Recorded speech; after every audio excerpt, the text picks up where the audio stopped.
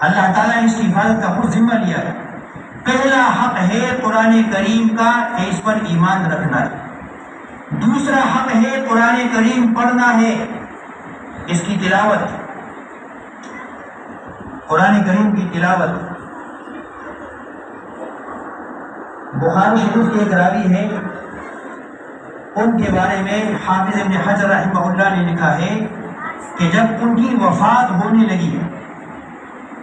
اور وہ چارپائی پر لیٹے ہوئے ہیں اور ان کی بہن رو رہی ہے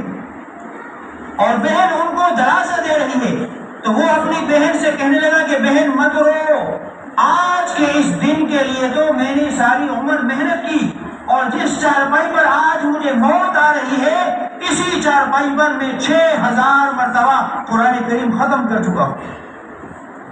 لیکن کہ شیری کہ دا اللہ دا رضا دا پارا اللہ پاک تا خپل محبت ہے چې